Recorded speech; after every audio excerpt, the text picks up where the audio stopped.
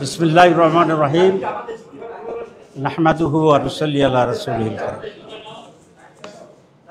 আজকে উপস্থিত জামাত ইসলামীর কেন্দ্রীয় নেতৃবৃন্দ এবং সাংবাদিক বন্ধুরা, আসসালামু আলাইকুম ওয়া রাহমাতুল্লাহি ওয়া বারাকাতুহু। প্রথমে আমি আপনাদের কাছে দুঃখ প্রকাশ করছি বিলম্বের জন্যে। আসলে ট্রাফিক জ্যাম অতিক্রম করে এখানে আসতে হয়েছে, তো সেই কারণেই বিলম্বটা আমার হয়েছে। সেই জন্য আমি আবার আন্তরিক দুঃখ প্রকাশ করছি। বিসমিল্লাহির রহমানির রহিম। জুলাই জাতীয় সনদের ভিত্তিতে ফেব্রুয়ারিতে নির্বাচন সহ 5 দফা দাবিতে আন্দোলনের কর্মসূচি ঘোষণার লক্ষ্যে বাংলাদেশ জামাত ইসলামী আয়োজিত সংবাদ সম্মেলন। প্রিয় সাংবাদিক বন্ধুগণ, আসসালামু আলাইকুম ওয়া রাহমাতুল্লাহি ওয়া বারাকাতুহু। দেশের এক গুরুত্বপূর্ণ সময়ে আজ আমরা আপনাদের সামনে উপস্থিত হয়েছি। বর্তমানে বাংলাদেশ একটি রাজনৈতিক সংকটের মধ্যে দিয়ে সামনে অগ্রসর হচ্ছে। 2024 সালের জুলাই আগস্টের সফল গণঅভ্যুত্থানের পর স্বৈরাচার শেখ হাসিনা পদত্যাগ করে দেশ ছেড়ে পালিয়ে যায়। দেশের প্রশাসনিক কাঠামো ভেঙে পড়ে। দেশে কোনো সরকার না থাকায় সাংবিধানিক শূন্যতার সৃষ্টি হয়। সংবিধানের অনেক বিধানাবলী অকার্যকর হয়ে পড়ে। এমনি পরিস্থিতিতে জনগণের অভিপ্রায়ের পরম অভিব্যক্তি ও জাতীয় ঐক্যমতের ভিত্তিতে অন্তর্বর্তী সরকার গঠিত হয়। এই সরকারের বৈধতার উৎস এবং ভিত্তি হচ্ছে সংবিধানের অনুচ্ছেদ 7 বর্ণিত বিধানের জনগণের অভিপ্রায়। প্রিয় সাংবাদিক বন্ধুগণ, সংবিধানের ত্রুটি ও রাষ্ট্রের কাঠামোগত অবস্থার সুযোগে কর্তৃত্ববাদী শাসন, ভিন্নমত দমন, দুর্নীতি ও দলীয়করণের ফলে গোটা দেশ অকার্যকর হয়ে পড়ে। সাংবিধানিক প্রতিষ্ঠানসমূহ ধ্বংস হয়ে যায়। ফলে রাষ্ট্রের সব বিভাগের সংস্কার অপরিহার্য হয়ে ওঠে। অন্তর্বর্তী সরকার দায়িত্ব গ্রহণের পর রাষ্ট্রের প্রয়োজনকে সামনে রেখে জনগণের প্রত্যাশা পূরণের লক্ষ্যে গণহত্যার বিচার, রাষ্ট্র সংস্কার ও স্বৈরাচার ফিরে আসার সকল পথ রুদ্ধ করার প্রত্যয় নিয়ে কাজ শুরু করে গঠিত হয় বিভিন্ন সংস্কার কমিশন। কমিশনগুলোর সুপারিশের ভিত্তিতে জাতীয় ঐক্যমত্য কমিশন 167টি প্রস্তাবের ভিত্তিতে রাজনৈতিক দলসমূহের সাথে আলোচনায় মিলিত হন। দীর্ঘ আলোচনার পর 84 প্রস্তাব সিদ্ধান্ত আকারে গৃহীত হয়। অনেকগুলো প্রস্তাবের সাথে 2-1টি রাজনৈতিক দল ভিন্নমত পোষণ করায় অনেকগুলো গুরুত্বপূর্ণ সিদ্ধান্ত গ্রহণ করা সম্ভব হয়নি। প্রিয় সাংবাদিক বন্ধুগণ, সরকার ইতিমধ্যেই জুলাই জাতীয় ঘোষণা ও জুলাই জাতীয় সনদ প্রস্তুত করেছে। একটি বৃহৎ রাজনৈতিক দল হিসেবে বাংলাদেশ জামাত ইসলামী জুলাই জাতীয় ঘোষণা ও জুলাই জাতীয় সনদের প্রয়োজনীয় সংশোধনী সহ তাদের পরামর্শ সরকারের নিকট উপস্থাপন করে। জামাত ইসলামী বরাবরই জুলাই জাতীয় সনদকে আইনগত ভিত্তি দেওয়ার বিষয়ে জোরালো ভূমিকা পালন করে আসছে। জাতির ক্রান্তি লগ্নে ডক্ট্রিন অফ নেসেসিটি হিসাবে অতীতের বিভিন্ন নজির ও উদাহরণ তুলে ধরে জুলাই জাতীয় সনদের আইনগত ভিত্তির বিষয়ে জামাত ইসলামী বারবার তার সিদ্ধান্ত অবস্থান ব্যক্ত করে আসছে। আমরা মনে করি জুলাই জাতীয় সনদের আইনগত ভিত্তি প্রদান ব্যতীত ছাত্র জনতার রক্তের বিনিময়ে অর্জিত অভ্যুত্থান ও তার অর্জন ব্যর্থতায় পর্যবেসিত হতে পারে। প্রিয় সাংবাদিক বন্ধুগণ, ইতিমধ্যে জাতীয় সংসদ নির্বাচনের রোডম্যাপ নির্ধারণ করা হয়েছে। আমরা ঘোষিত রোডম্যাপ অনুযায়ী অবাধ, সুষ্ঠু, নিরপেক্ষ, ভয়ভীতিমুক্ত, গ্রহণযোগ্য নির্বাচনের লক্ষ্যে প্রয়োজনীয় পদক্ষেপ গ্রহণ করার আহ্বান জানিয়ে আসছি। আমাদের অতীত অভিজ্ঞতা অনুযায়ী কালো টাকার ব্যবহার বন্ধ, ভোট কেন্দ্র দখল, পেশি শক্তি প্রদর্শন ও ভোটের বিভিন্ন অনিয়ম ও অপতৎপরতা বন্ধ, কোয়ালিটি সম্পন্ন পার্লামেন্ট এবং দক্ষ আইন প্রণেতা তৈরি সহ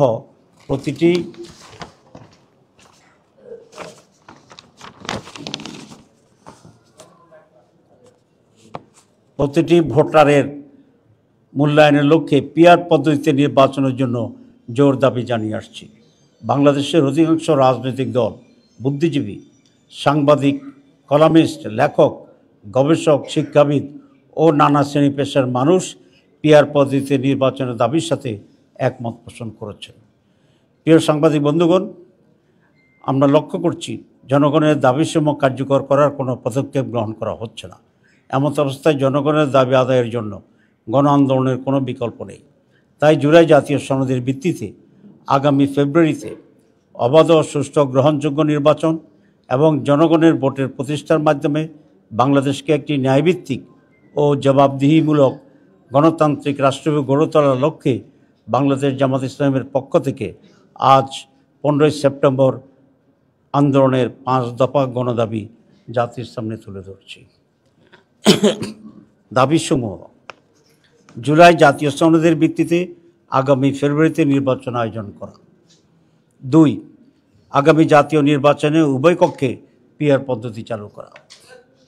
3, অবাধ, সুষ্ঠু ও গ্রহণযোগ্য নির্বাচনের লক্ষ্যে সকলের জন্য লেভেল প্লেইং ফিল্ড নিশ্চিত করা। 4, ফ্যাসিস্ট সরকারের সকল জুলুম, নির্যাতন, গণহত্যা ও দুর্নীতির বিচার দৃশ্যমান করা।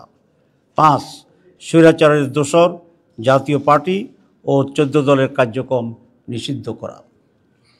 উক্ত দাবিসমূহ বাস্তবায়নের লক্ষ্যে নিম্নোক্ত কর্মসূচি পালন করা হবে ইনশাআল্লাহ। 1, 18 সেপ্টেম্বর রাজধানী ঢাকায় সমাবেশ ও বিক্ষোভ মিছিল।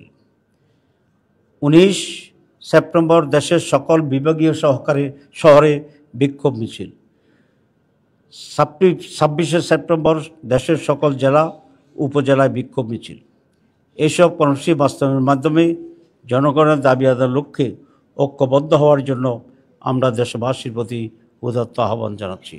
আপনাদের সবাইকে ধন্যবাদ জানিয়ে আমার বক্তব্য শেষ করছি। ডাক্তার সৈয়দ আব্দুল রহমান তাহের, সাবেক এমপি, নায়েবে আমির, বাংলাদেশ জামাত ইসলাম।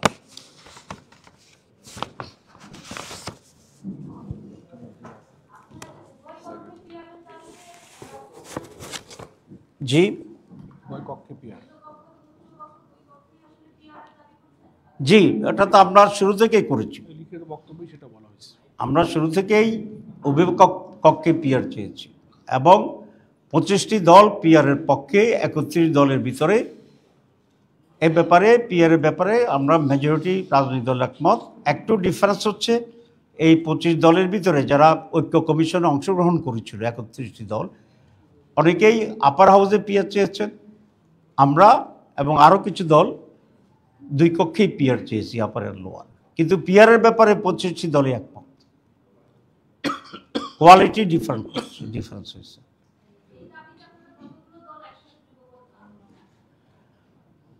এই দাবিতে আমরা যারা পিআরের পক্ষে আছে সকলের সাথে আমরা আলাপ আলোচনা করছি এবং সকলেই যাতে এটা আদায়ের জন্য আমরা তো এখনও নেগোসিয়েশনে আছি, সরকারের কাছে মৌখিকভাবে বলছি, ছোটোখাটো দাবি জানাচ্ছি। যদি সরকার এই বিষয়ে কোনো সিদ্ধান্ত গ্রহণ না করে, আলাপ আলোচনার জন্য আমাদের আহ্বান না করে, তাহলে ধীরে ধীরে আমরা জনগণের পক্ষ হইয়া ময়দানে এটার প্রতিনিধিত্ব করব। কত মানুষ এটা চায় সেভাবে আমরা কর্মসূচি নিচ্ছি আস্তে আস্তে এবং সকলের সাথে আমাদের যোগাযোগ হচ্ছে।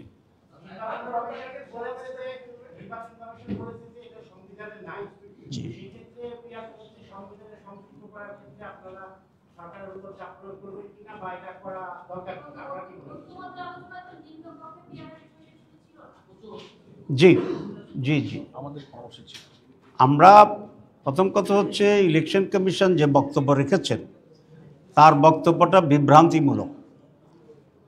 এই কারণে যে আমাদের সংবিধানে প্রতি 5 বছর পর নির্বাচন হবে এই কথাটি লেখা আছে, কিন্তু কোন পদ্ধতিতে নির্বাচন হবে এই কথাটি লেখা নাই। এখন আমরা অতীতে একটা পদ্ধতিতে নির্বাচন করে আসছি এবং সেই হিসাবে এবারও সেই পদ্ধতির কথা বলা হচ্ছে, কিন্তু এবার যে নতুন করে আমরা পিআরের দাবি করেছি, সুতরাং এখানে 2টি পদ্ধতির এখানে প্রপোজাল, একটা ট্রেডিশনাল পদ্ধতি, একটা পিআর পদ্ধতি। সুতরাং ইলেকশন কমিশন যে কথা বলছে যে ট্রেডিশনাল পদ্ধতিতে নির্বাচন করা, এটাও সংবিধানে নেই। সুতরাং যেহেতু 2টা দাবি আছে, 2টা দাবি নিয়ে আলোচনা হওয়া উচিত, ইলেকশন কমিশন আলোচনা করা উচিত যারা এই দাবি করছে, এবং তারপরে একটা ফয়সালা হওয়া উচিত। এইটা নির্ধারণ না করে একতরফাভাবে আগের নিয়মে ইলেকশন কমিশনের রোডম্যাপ ঘোষণা করাটা একটি অন্যায় হয়েছে বলে আমরা মনে করি।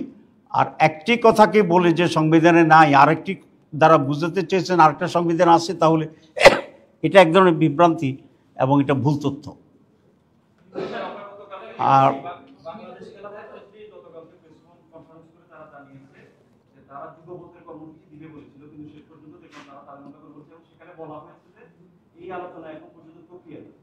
গতকালকে তারা যে কর্মসূচি ঘোষণা করেছে আপনাদের একই সময়ে একই দিনে কর্মসূচি, এই বিষয়টা বলবেন যুগপথের কর্মসূচিটা আপনারা কবে থেকে একটু আমি এর সাথে একটু যোগ করতে চাই, সেটা হচ্ছে আপনারা বলছেন যে 7 থেকে 8টা দল হতে পারে, সেক্ষেত্রে আমি ও একটা দলের কথা হচ্ছে আর এনসিপি এবং এবি পার্টি তারাও বলেছে যে তারা উচ্চ কক্ষে পিয়ার চায়, নিম্ন কক্ষে পিয়ার চায় না। যে যুগপথ আন্দোলনের কথা আছে এই দুইটা উচ্চ কক্ষে পিয়ার নিম্ন কক্ষে পিয়ার পদ্ধতি বাদ দিয়ে বাকি গ্রুপে তো তারা যুগপথ আন্দোলনে যাবে, বাট নিম্ন কক্ষে পিয়ার এটা তারা চায় না। তারা শুরুতে আপনাদের যুগপথ আন্দোলন চাচ্ছিলেন, এটা একটা ধাক্কা গেল কি না, এটা কোনো ধাক্কা হয় নাই, ধাক্কা খায়ও নাই, কেউ ধাক্কা দেয়ও নাই। এখানে যেটা আমরা বলেছি সেটা হচ্ছে 25টি রাজনৈতিক দল আউট অফ 31 পিয়ারের পক্ষে, এবং আমি সেটা আপনাদের ইতিমধ্যে বলেছি যে কোয়ালিটি এবং কোয়ান্টিটির ব্যাপারে আমাদের পার্থক্য আছে। কিছু দল পূর্ণ 2 কক্ষে চায়, কিছু দল আপার কক্ষে চায়, কিন্তু পিয়ার চায়। আমি আবার রিপিট করলাম, এখন যে কথাটা বলেছেন, যারা পিয়ার চায় তাদের সকলের সাথে আমরা যোগাযোগ করছি, যদি সরকার স্বাভাবিকভাবে না করে যাতে আমরা আন্দোলনে এই দাবিতে এক হইতে পারি। তো আমরা সেভাবে কাজ করছি। কতগুলো দল, যুগপথ, এসব বিষয়টি এখনও আমরা নির্ধারণ করিনি। যারাই এখন ইতিমধ্যেই এই নিয়ে কর্মসূচিতে একমত হয়েছেন, আমরা তাদের মতো করি, প্রত্যেকে তার নিজ নিজ জায়গা থেকেই তারা কর্মসূচি করছে। এখনও এটাকে আমরা যুগপথ বলতে চাচ্ছি না, এটা সেরকম কোনো সিদ্ধান্ত সেরকম হয়নি। কিন্তু যেহেতু দাবি এক, প্রত্যেকে তার মতো করেই আন্দোলনে নামবে, বক্তব্য রাখবে, এটা প্রত্যেকটি দলের নিজ সাহিত্য।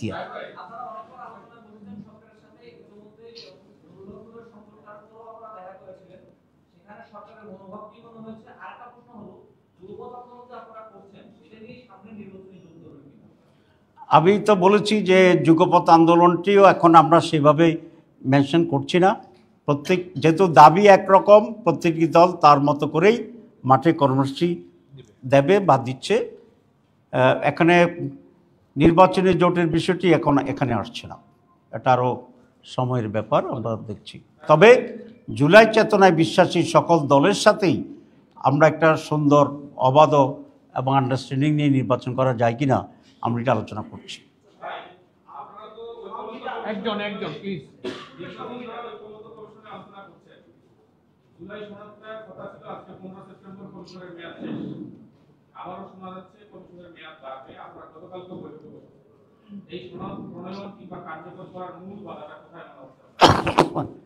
আসলে এই কমিশন এত শক্তিশালী, মরতে গিয়েও আবার বাইসে যায়।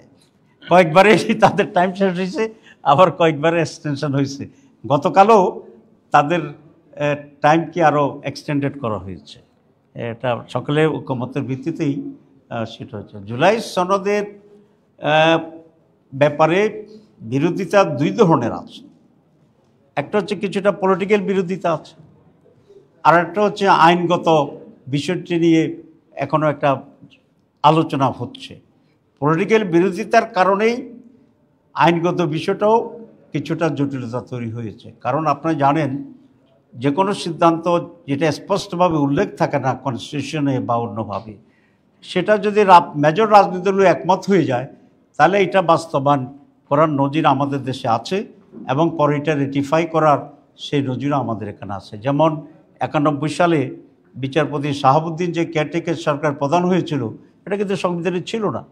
যেহেতু রাজনৈতিক দলগুলো একমত ছিল, এটা খুব স্মুথলি সবাই গ্রহণ করেছে। উনি ইলেকশন করেছেন, একটা ভালো ইলেকশন করেছেন।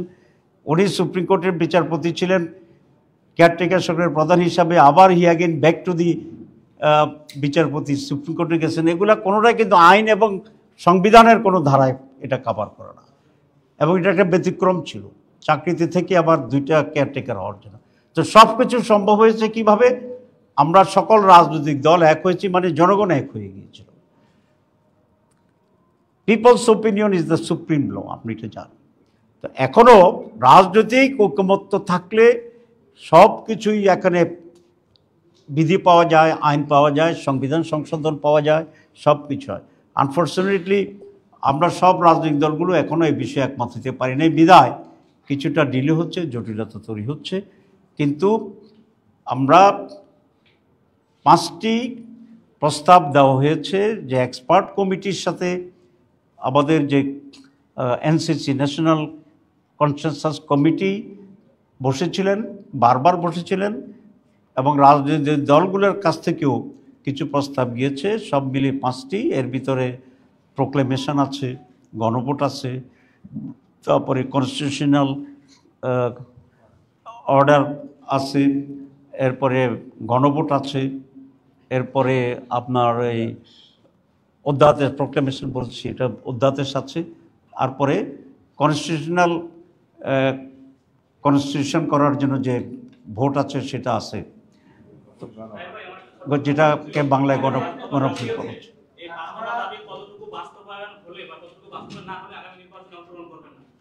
আমরা তো নির্বাচনে অংশগ্রহণ করব না এটা কখনো বলি নাই।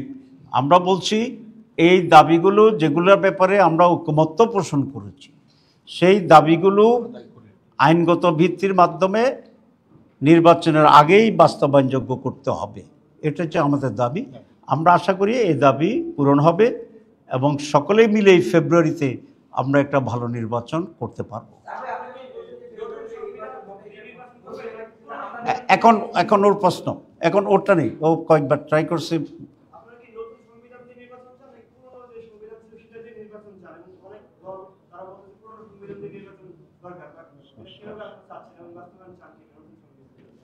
আসলে আমরা তো বলে দিয়েছি, আমরা বলছি জুলাই চার্টার যেটা হয়েছে সেগুলোকেই এখন আমরা আইনগত ভিত্তি দিয়ে তার ভিত্তিতে নির্বাচন চাচ্ছি।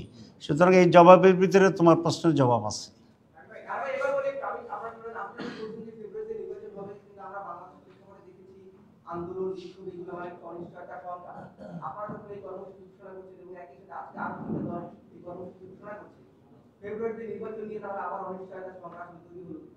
না, এটা আমি মনে করি না, কারণ আরও 5 মাস সময় আছে। এর ভিতরে এই সমস্ত দাবি পূরণ করা, তারপরে জুলাই চার্টারকে আইনগত ভিত্তি দেওয়া, গণভোট যদি প্রয়োজন হয় গণভোট করা, এই সব কিছুই এর ভিতরে সম্ভব। এগুলো করেই আমরা ফেব্রুয়ারি নির্বাচনে অংশগ্রহণ করব ইনশাআল্লাহ।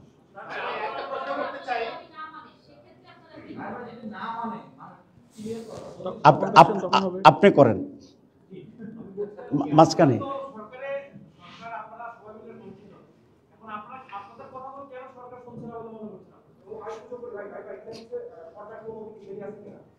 আচ্ছা, প্রথম কথা হচ্ছে আমরা সরকার অংশীজন নই, আমরা একটি দেশের বৃহত্তর রাজনৈতিক দলকে প্রতিনিধিত্ব করি।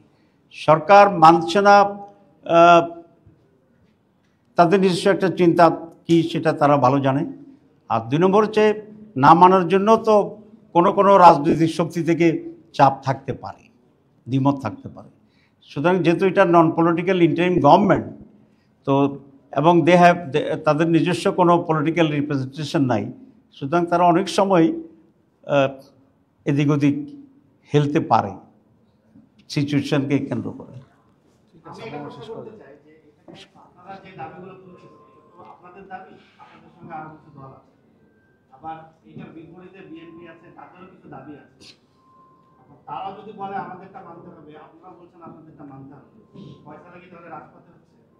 না, এটা অন্য কোনো দলের যদি দাবি যৌক্তিক হয় তাহলে আমি সরকারকে কাছে দাবি করব তাদের দাবি মেনে নেওয়ার জন্য। আর আমাদেরটা যদি যৌক্তিক হয় তাহলে সরকারকে এটাও মানতে হবে। তো যৌক্তিক সকল দাবি মেনে ফেব্রুয়ারিতে নির্বাচন করতে বাধা কোথায়?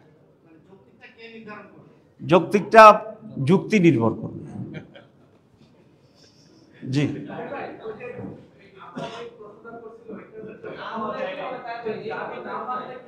সেই সময় দেখা যাবে।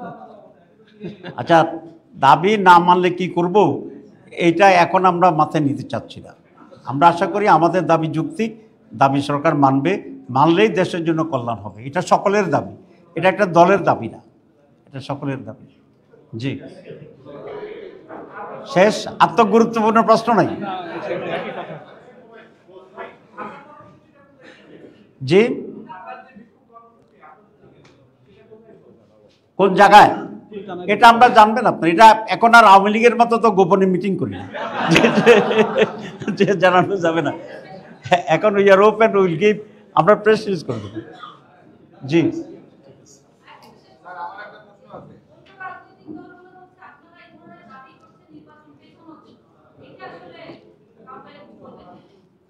জি, কারা অন্য রাজনৈতিক দল বলতেছে নির্বাচন পিছানোর জন্য আমরা দাবি করতেছি, তো এটা তাদেরকে জিজ্ঞাসা করেন কি প্রমাণ ওদের কাছে আছে।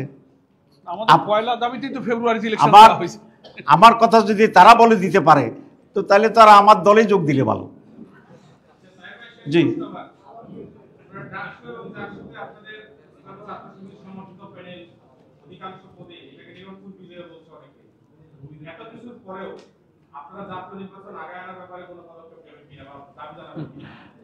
আচ্ছা, প্রথম কথা হচ্ছে প্রশ্নটি করার জন্য আপনাকে ধন্যবাদ। দুই, আমি ঢাকা বিশ্ববিদ্যালয় এবং জাহাঙ্গীরনগর বিশ্ববিদ্যালয়ের অত্যন্ত সচেতন মেধাবী ছাত্রছাত্রীদেরকে অভিনন্দন জানাই, শিক্ষকদেরকে অভিনন্দন জানাই, কর্মচারীদের অভিনন্দন জানাই বাংলাদেশ জামাত ইসলামের পক্ষ থেকে। দীর্ঘ 15 বছর পরে দেশের দুইটি বড় শীর্ষ শিক্ষা প্রতিষ্ঠানে যে নির্বাচন অনুষ্ঠিত হয়েছে, জনমনে অনেক আশঙ্কা ছিল, বিভ্রান্তি ছিল, আলহামদুলিল্লাহ সব কিছু কাটিয়ে দিয়ে দুটো অত্যন্ত সুষ্ঠু নির্বাচন হয়েছে এবং সেই নির্বাচনে ছাত্রছাত্রীরা একটা অত্যন্ত সঠিক সিদ্ধান্ত নিয়েছেন। তারা আদর্শকে ভোট দিয়েছে, নৈতিকতাকে ভোট দিয়েছে, উন্নত চরিত্রকে ভোট দিয়েছে, মেধাবীদেরকে ভোট দিয়েছে এবং ক্রিয়েটিভ শক্তিকে তারা ভোট দিয়েছে, আধুনিক শক্তিকে ভোট দিয়েছে। আপনারা দেখেন ইসলামী ছাত্র শিবির এই 1 বছরে সেখানে অনেকগুলো ওয়েলফেয়ার অ্যাক্টিভিটি সেখানে করেছে। হলে হলে তারা সুপেয় পানির ব্যবস্থা করছে, তারপরে মেডিকেল ক্যাম্পের ব্যবস্থা করেছে, নানাভাবে ছাত্রছাত্রীদের কল্যাণমূলক কাজ করেছে এবং নির্বাচিত হওয়ার এই কয়েকদিনের ভিতরেই আমি জানি যে ওরা বেশ কয়েকটা স্টেপ নেওয়ার জন্য চেষ্টা করতেছে। তারা কালকে ইবনে সিনে গিয়েছিল, সেখানে মেডিকেল কলেজ হসপিটালগুলো কলেজ ইউনিভার্সিটি ক্যাম্পাসে তারা ছোট ছোট করে মেডিকেল সেন্টার তৈরি করতে পারে কিনা গুচ্ছই জন্য। আমি শুনেছি তারা বিভিন্ন কোম্পানির সাথে আলাপ করেছে, একটা জব এক্সিবিশন তারা করবে যেখানে অনেকগুলো বড় কোম্পানি অংশগ্রহণ করবে এবং স্পট জব দেওয়ার ব্যাপারে তারা চেষ্টা করছে। এই যে ইনোভেটিভ ক্রিয়েটিভ যে চিন্তা, পজিটিভ যে চিন্তা, এ তারা ডাকসুতে অতীতে তো কেউ করেনি। সুতরাং কারা দেশের জন্য, ছাত্রদের জন্য, মানুষের জন্য কাজ করবে, এটা কিন্তু এবার মেধাবী ছাত্রছাত্রীরা এটা টের পেয়েছে, সিলেক্ট করেছে and they render their support even. আমি একটি ছোট্ট উদাহরণ আপনাদের দিই। একটা টায়ার ব্যবসায়ী, তার এক মেয়ে ঢাকা ইউনিভার্সিটিতে পড়ে, তো তিনি বলেছেন মেয়েকে যে ইউনিভার্সিটি যাবা না, আজকে ভোট দিতে। মেয়ে বলছে না, ভোট দিতে যাব না। তো উনি একটু বিএনপি পক্ষের লোক, বলছে না তুমি যাও, গিয়ে ছাত্রদলকে একটা ভোট দাও। তো মেয়ে বলছে আমি যাব না, যদি যাই তবে আমি ছাত্র শিবিরকে ভোট দেব। তো বাপ বিস্মিত হয়েছে। মেয়ে, আপনারা যেগুলো আমাদেরকে বলেন অন্যরা যে একেবারে বোরকা পরা, মুখ ঢেকে আছে, এ লাগে সেই লাগে, শব্দটা বললাম না যেহেতু ফ্রেশ, সে কিন্তু ওই টাইপের মেয়ে না। আপনারা যাদেরকে আধুনিক বলেন, আমরা কিন্তু আমাদেরকে আধুনিক বলি, ঠিক আছে? তো ওরকম আধুনিক মেয়ে। তো বাপ বিস্মিত হয়েছে যে আমার এই মেয়ে শিবিরকে কেন ভোট দিবে। তো মেয়ে বলছে যে বাবা, ওরা তো আমাদের জন্য সুপেয় পানির ব্যবস্থা করছে ইসলামী ছাত্র শিবির, এবং সেই জন্য আমি শিবিরকে ভোট দেবো। তো সেই জন্য বলেছি থিংস ইজ চেঞ্জিং, এটা আমাদের মাথায় রাখতে হবে।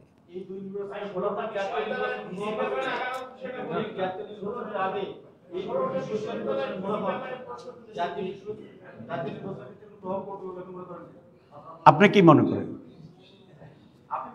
আমি বলবো আমারটা, আপনারটা একটু শুনুন। আপনি কি মনে করেন ঢাকা ইউনিভার্সিটি ডাকসুর মতো জায়গায় 3 গুণ বেশি ভোট পেয়ে তিনটা রেকর্ড হয়েছে ঢাকা ইউনিভার্সিটি?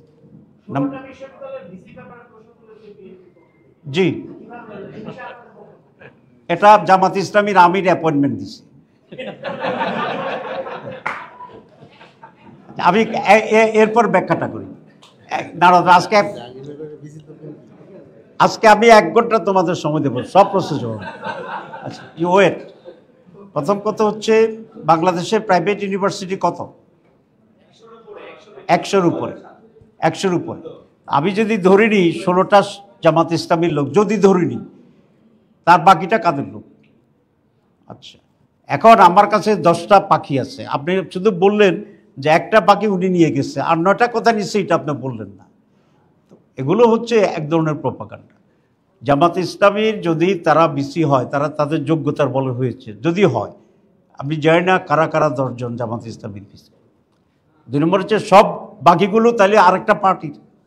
তো তাহলে সেভাবে যদি আমরা বিতর্ক করি, তো তাহলে কি সলিউশন পাওয়া যাবে? আমরা তো এটা জানি 3টা সচিব জামাত ইসলামীর, সচিবের সংখ্যা হচ্ছে 100, তাহলে বাকি 97টা কার? এখন কথা হচ্ছে আমরা তো এগুলো বলি না। আমরা কেন বলি না? আমরা সব নেগেটিভ নোংরা রাজনীতিকে পরিহার করতে চাই, ঠিক আছে? আমাদের এটাই তো প্রমাণ হয়েছে যে ঢাকা ইউনিভার্সিটিতে শিবিরের সমর্থন, মানে মেধাবী অধিকাংশ ছেলেই শিবিরের পক্ষে। তো মেধাবী আছে না আমাদের ছাত্রই তো মেধাবী। ক্লাসের 1st, 2nd, 3rd সবসময় ছাত্র শিবির ছিল এই 15 বছর ছাড়া। তো ওরা মেধার ভিত্তিতে হচ্ছে। যেমন Jahangirnagar university, Jahangirnagar university vice chancellor তো ডিক্লার্ড নন ভেটারান বিএনপি,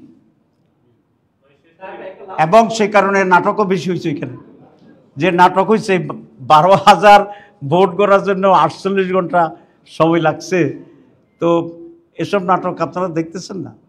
আমি আপনাদের মধ্যে একটা অনুরোধ করি,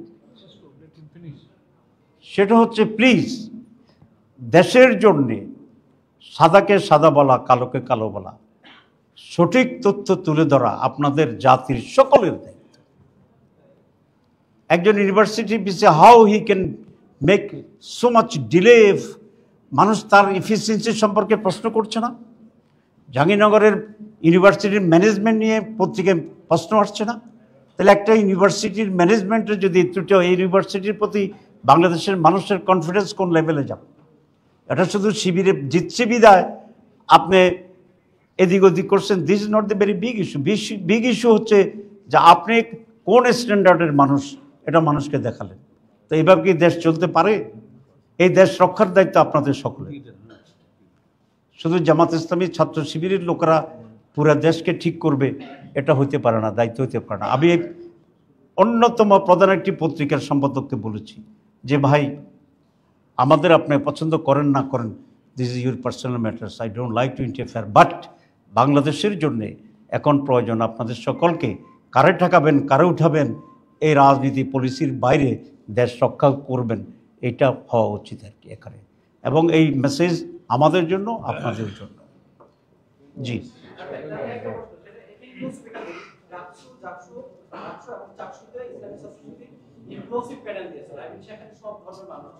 আপনারা যেহেতু আগামী জাতীয় নির্বাচন বলছেন যে দুর্বলভাবে বা এককভাবে নির্বাচন করবেন, আপনাদের জাতীয় নির্বাচনে এরকম ইনক্লুসিভ জোট হবে কিনা, বা আপনাদের যদি এককভাবে অন্য ধরনের মানুষ তারা আপনাদের আমরা বাংলাদেশ জামাত ইসলামী অলওয়েজ ইনক্লুসিভ পলিটিক্সে বিশ্বাস করে এবং আমরা আমাদের এই নীতি অব্যাহত রাখার চেষ্টা করব।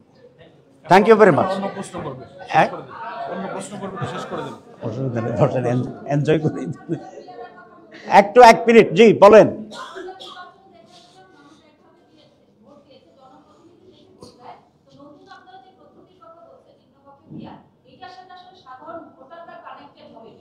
আসলে দেখেন, জি জি জি জি বসেন বসেন। পিআর আর নর্মাল ইলেকশন সেম। পিআরে যে প্রেসিডেন্ট অফিসে থাকবে, নর্মাল ইলেকশন সেই প্রেসিডেন্ট অফিসে যে বুথ থাকবে সেই বুথ থাকবে। ব্যালট আগে থাকতো ব্যক্তি ক্যান্ডিডেটদের নামে, এখন ব্যালট থাকবে দলের নামে। সুতরাং এই ভোট দিতে কোনো জটিলতা নাই, সহজ ইস্যু। সেকেন্ড প্রশ্নটা আপনার গুরুত্বপূর্ণ। প্রথমটা হচ্ছে জনগণ অভ্যস্ত 71% তো পিআরের পক্ষে স্টাডিতে আসছেই। সেকেন্ড প্রশ্নটা গুরুত্বপূর্ণ যে প্রত্যেকটা কনস্টিটিউয়েন্সির ক্যান্ডিডেটকে দেখেই জনগণ ভোট দেয়। অনেকে যে স্লোগান দেয় ভোট দিবে 14 গ্রাম, এমপি হবে 20 গ্রাম। আচ্ছা, এইগুলো বিভ্রান্তিকর। পিআরের 8টা পদ্ধতি আছে সারা বিশ্বে। এর পদ্ধতিতে জার্মানিটাকেই আমার কাছে অধিকতর ভাইবল মনে হয়। সেখানে দুই ধরনের ইলেকশন হয়, একটা হচ্ছে কনস্টিটিউয়েন্সি ইলেকশন হয়, আবার পিয়ার ইলেকশন হয়। প্রত্যেক জায়গার প্রতিনিধি থাকে, আর পিয়ারও একটা নাম্বার ইলেক্টেড হয়। হলে ওই পার্লামেন্টারি নির্বাচনে যে অংশটা জিতে তার সাথে পিয়ারের প্রপোর্শনটা সে যোগ হয়। This is one system available. 2 নম্বর আরেকটা সিস্টেম আছে ডিস্ট্রিক্ট ওয়াইজ পিয়ার। আপনার ন্যাশনাল ভোটে আবার ডিস্ট্রিক্টে সিলেকশনের একটা পদ্ধতি আছে। সুতরাং কুমিল্লারতে যে ভোট হবে, কুমিল্লার এমপিরা সেখানে ইলেক্টেড হইতে পারবে in addition to the national decision. 2 রকম। তো এগুলো তো সাধারণ ভোটারদের কোনো ইস্যু না, এই ইস্যুটা হবে যারা ডিস্ট্রিবিউশন করবে, উপরে ডিসাইড করবে তাদের ইস্যু। সুতরাং জনগণের ভিতরে পদ্ধতিগত জটিলতা এখানে থাকবে না। তো ঠিক আছে, সবাইকে ধন্যবাদ। জি, আসসালামু আলাইকুম। কপিগুলো দিয়ে দাও। আপনি তো পুরো লিখিতটাই করছেন। না ঠিক আছে, পড়ছি পরে না যেটা পড়েছে ওটা দিয়ে দিই। দিয়ে আচ্ছা দিয়ে দাও। আর প্রশ্নোত্তর তো আলাদা হবে। দিয়ে দাও। ওই কনস্টিটিউশনাল জায়গাটা আসতে পারলে ভালো হতো, শুধু যেখানে তোমরা জুলাই আইনি ভিত্তি তো সে তো করছেন, কাজে এটা দেওয়ার ক্ষেত্রে অ্যাসাইনমেন্ট সেন্ড দিয়েছো তো? আছে আছে।